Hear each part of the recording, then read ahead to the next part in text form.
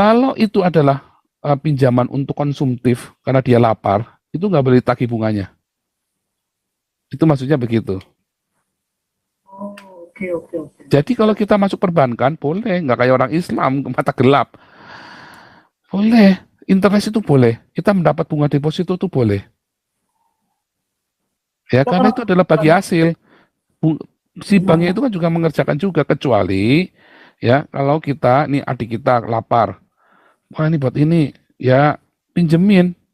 Mau dikembalikan, nggak usah dikasih bunga. Tapi kalau itu buat bisnis,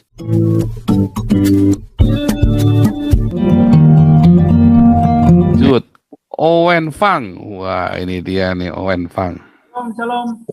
Shalom, Bro Owen. Oh iya, yang Apolinaris Darmawan bisa dikirim lagi. Kita kemarin saya lupa tampilkan loh. Barusan kirim, Barusan kirim ya. Oke, saya cari sekarang. Lanjut. Oke. Saya mau tanya yang ini, yang soal riba, soal bunga. Jadi kan kalau tadi di cerita yang punya dikasih talenta itu yang 5, 2, dan 1 itu kan terakhirnya kan si tuannya itu kan minta bunganya ya, hasil dan bunganya dari dia mengerjakan talenta yang dikasihkan. Sedangkan di kitab Yehezkiel itu kan kita malah disuruh tidak memungut bunga atau riba itu. Ini jadi persoalan buat saya. Ini teh sebenarnya bunga atau riba seperti ini teh diperbolehkan atau gimana? Karena di satu sisi di kitab Yehezkiel dilarang, tapi di kitab yang tadi di petik yang baru itu dikisahkan soal seorang yang mempunyai talenta itu dia mengambil bunga akhirnya. Balik lagi, itu ceritanya apa? Yang mana? Perumpamaan. Ya kan? Oh, okay. Jadi ditulisnya apa? Perumpamaan. Tadi yang di Matius 25 kan? Hal kerajaan surga adalah seumpama, ya kan? Apakah itu sebuah realitas begitu? Maka kita memahaminya harus sebagai perumpamaan. Ya kan? Nah, dan ceritanya apa? Yang dimaksud dengan bunga itu adalah keuntungan, labanya. Ya, laba. Laba. Nah, kalau laba itu boleh.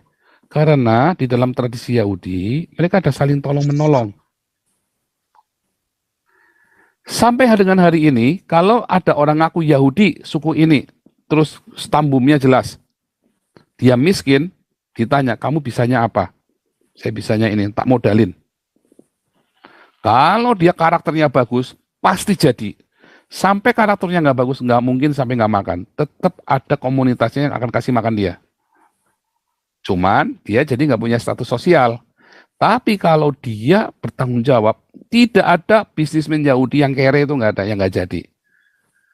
Kalau lihat di Antwerp, di Belgia itu, toko-toko berlian itu semua orang Yahudi semua. Ya, orang Yahudi itu yang punya stambumnya jelas. Rata-rata di sini itu orang-orang kaya. Dari dulu, ya, dari Jerman, di Amerika, kecuali ya dia males.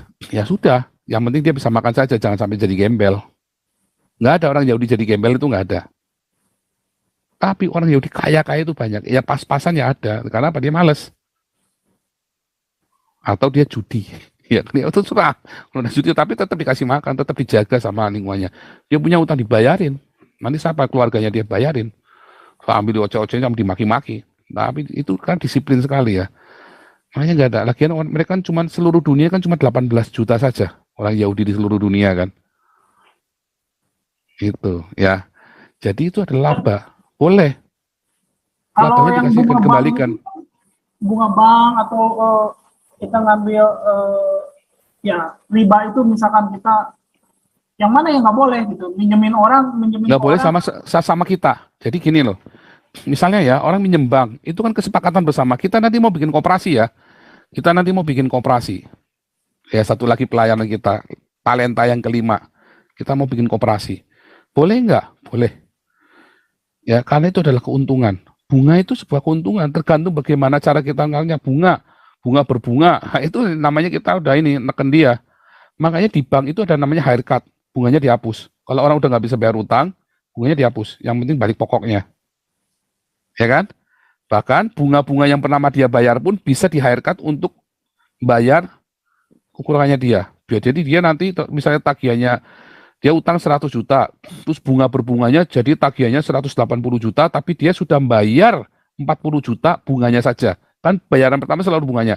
Maka bunganya dihapus yang 80 juta, yang 100 juta dipotong 40 juta lagi, tinggal dia bayar 60 juta. Itu haircut model bank itu begitu. Jadi itu adalah keuntungan, cuman dibahasakan dengan namanya interest.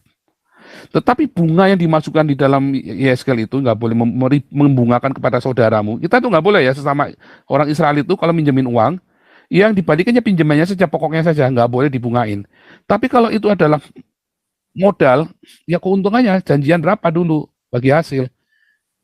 Kalau itu adalah pinjaman untuk konsumtif karena dia lapar, itu nggak boleh ditagih bunganya. Itu maksudnya begitu. Oke. Jadi kalau kita masuk perbankan, boleh. Nggak kayak orang Islam, mata gelap. Boleh. Interest itu boleh. Kita mendapat bunga deposito itu boleh. Ya, karena itu adalah bagi hasil. Si banknya itu kan juga mengerjakan juga, kecuali ya kalau kita, nih adik kita lapar. Wah ini buat ini, ya pinjemin. Mau dikembalikan, nggak usah dikasih bunga. Tapi kalau itu buat bisnis, yang minta untungan. Tapi kalau dia nggak bisa, akhirnya kolaps, ya jangan ditagih bunganya. Nah itu yang salah. Banyak rentenir-rentenir Batak, ya. Dosa nggak rentenir? Enggak. Tetapi ketika dia tahu ini orang bangkrut, dan bangkrut gitu ya, terus dia tagih sama bunganya, disitulah dia salah. Begitu dia nagih sama bunganya, apalagi bunganya jadi 4 kali lipat, disitulah dia salah. Nggak boleh.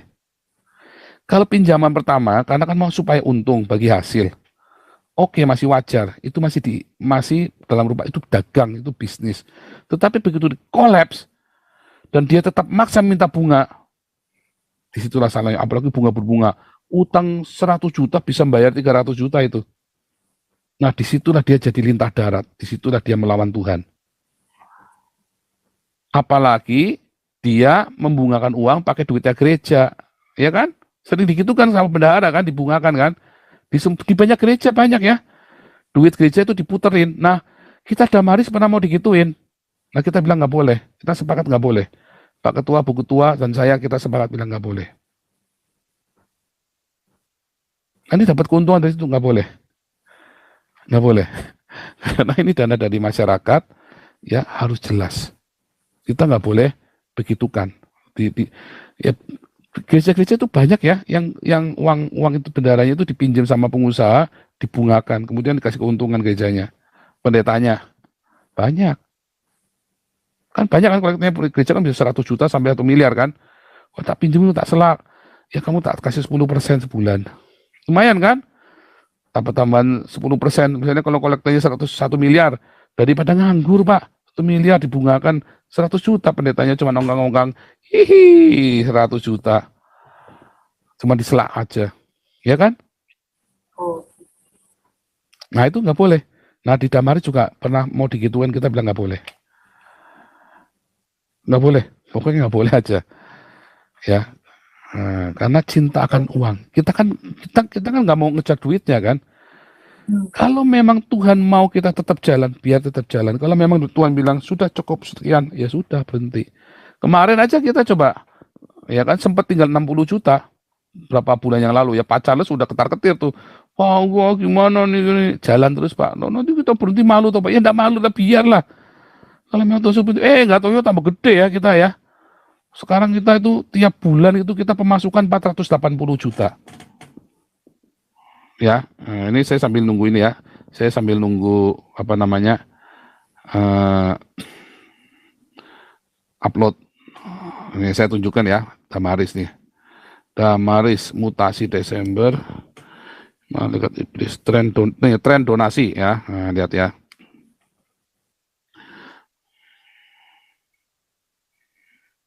Saya lihat ya, saya kasih lihat ini. Ini sambil kita cita ya, ini contoh nih. Kan mulai dari sini kan. Ini mutasi Agustus ya. Agustus itu kredit kita pemasukannya 358 juta. Ya, Agustus itu 358 juta. Ya.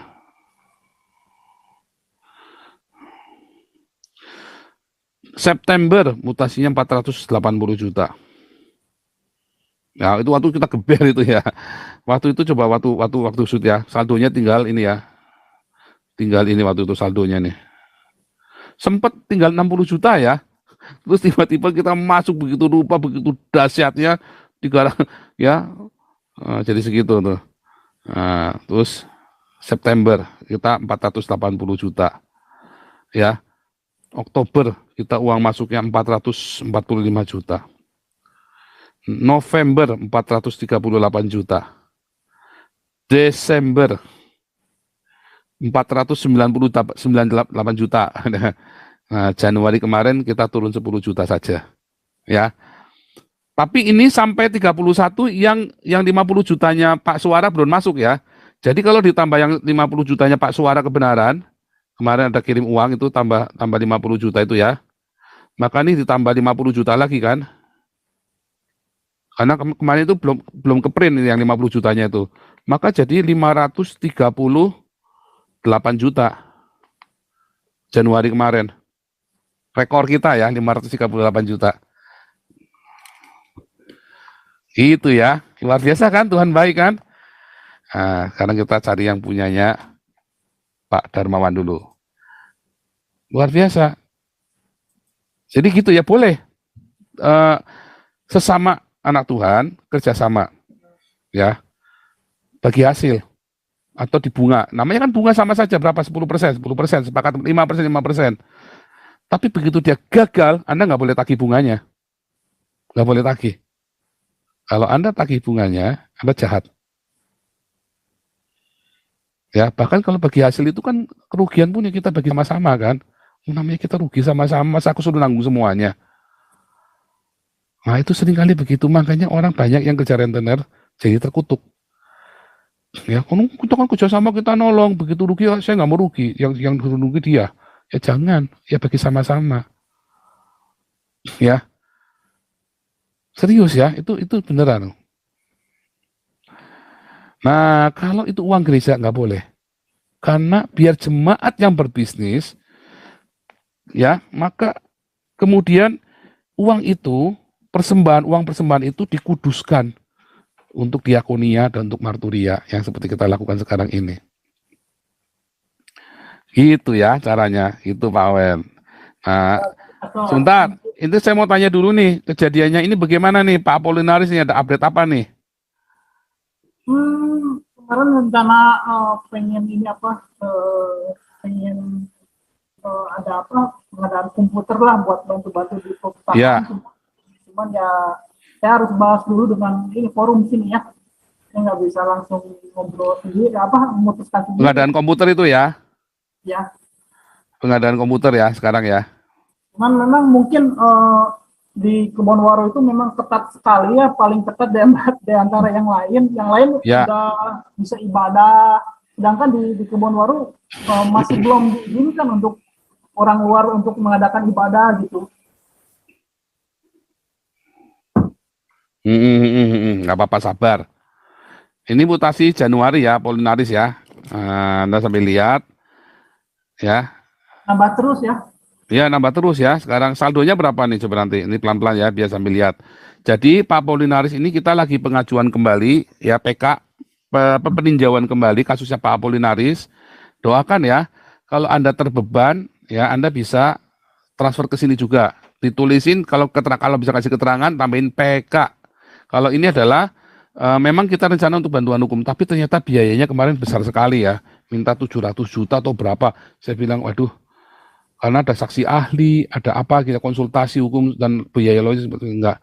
Akhirnya kita lepas, kita enggak ini, tapi lawyernya bilang saya akan carikan dana sendiri dari kolega-koleganya mereka. Jadi mereka yang keliling sendiri, tetapi kita juga tetap bantu. Kita tetap harus keluar duit juga ya kan. Pak Apolinaris juga harus keluar duit juga dong, yaitu dari sini. Ya kita kan sebagian memang kita sudah bilang sama Pak Apolinaris, ini sebagian nanti untuk PK-nya dia. Jadi ini kita tetap kasih sebagian untuk lawyernya itu tetap harus ya. supaya lawyer itu jangan cuma dimintai tolong kita nggak kasih, harus, karena Pak Polnya juga sudah kita kasih tahu ya mengenai ini. Tapi saldonya berapa? 148 juta sekarang ya. Udah update terbaru tuh 152. Mana nih? Ini ada berapa halaman? Oh iya. Ini 148 juta 49 ini ya. Itu artinya ada putih. Anda kalau mau nerawang bisa ya, kita nggak perlu kasih karena kemarin sudah dikomplain sama orang ya, supaya jangan dinambahkan nama-namanya. Jadi kita begini, nanti Anda bisa lihat sendiri biayanya. Kita tiap minggu masih kasih makanan, masih merawat beliau, dan juga masih kirim beberapa beliau sesuai untuk pelayanan beliau di dalam penjara ya. Total saldo kita 152 juta ya. Ya.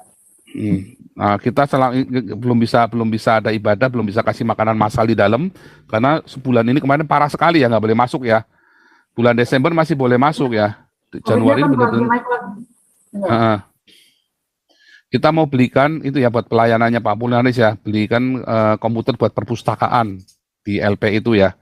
Tapi ini lagi mau dibicarakan teknisnya bagaimana, izin sama kepala LP-nya, sama pembina gereja bagaimana, semua kita urus supaya legal. Ya, itu kita lagi urus semuanya, dan supaya Pak Apolinaris benar-benar jadi berkat di situ. Kan memang kesepakatannya kita ngumpulin ini adalah supaya Pak Apolinaris jadi berkat. Termasuk untuk biaya, sebagian biaya PK itu, tadinya saya bilang cuma 40 juta saja. Ternyata jadi meledak itu ya, karena ada beberapa yang lagi yang tidak kita duga. Tapi kemarin memang lawyernya katanya sudah ditekatin sekian biayanya, karena ada saksi ahli, ada semua ya, wah ribet banget itu, banyak banget. Kok jadi sebanyak ini Pak? Saya bilang Pak Putih. Oh iya, tapi lawyernya sudah siap, dia akan fight, ya kan? Nah, mereka saya belum tahu bagaimana kelanjutannya. Nanti mungkin Pak Putih bisa cerita, tetapi mungkin jangan hari ini ya, besok kali ya. Nah, gitu. Ya, jadi ada 150 juta, yang sebagian nanti ini ya, Pak Ponil sudah tahu bahwa ini nanti akan ditransferkan untuk lawyer ya, untuk peninjauan kembali. Pastor, sebenarnya opsi lain, misalkan kalaupun tidak PK, mungkin cuma tinggal beberapa bulan ya di LP. Kalaupun tidak PK. Gitu. Tapi kan tetap beliau keluar kan, dia nggak pegang duit sama sekali, keluarganya udah berantakan begitu, udah hancur-hancuran begitu perekonomiannya. Ya, betul. Jadi Pak Apolinaris tetap harus pegang duit, keluar juga. Ya kan, sama mau cetak buku beliau juga kan. Jadi jangan dihabis-habisin gitu loh. Cuman makanya saya bilang, sayang sekali ya. Cuman karena Pak Apolinaris butuh statusnya itu loh. Gitu loh. Kemarin udah kita omongin, jangan, nggak usah. Tapi Pak Apolinaris dia butuh statusnya. Dia ingin fight bahwa dia tidak bersalah. Nah, itu yang saya khawatirkan lagi PK, tiba-tiba malah dihukumnya diperberat lagi. Lo bisa loh, Mahkamah Agung kan? Ya memang kan dia kan ditahan itu karena alasan, bukan karena materi yang dia sampaikan, tapi alasan keamanan. Lain, beda, ya ruwet. Ya, makanya jadi masalah keamanan tuh jadi tambah ruwet lagi. Nanti saya takutnya begitu. Ya. Jadi asumnya kemarin sudah kasih pertimbangan, tapi memang ini orang tua satu ini memang pejuang soalnya ya. Mau fight. Saya bilang apa nggak sayang uangmu? Saya bilang sayang loh. Tapi dia mau fight, dia mau coba. Padahal tinggal berapa bulan lagi dia pulang kan? Iya. Coba nanti mungkin Pak Putih nanti bisa ngomong ke Pak Apolinaris lah. Pak Putih kan sudah bisa masuk ke hati beliau kan? Ya. Biar Pak Putih yang ngomong lagi nanti bagaimana. Jadi mumpung belum sampai macam-macam kan? Ya betul. Oke, langsung ya untuk tanya jawab lagi. Makasih Pastor. Ya, no name.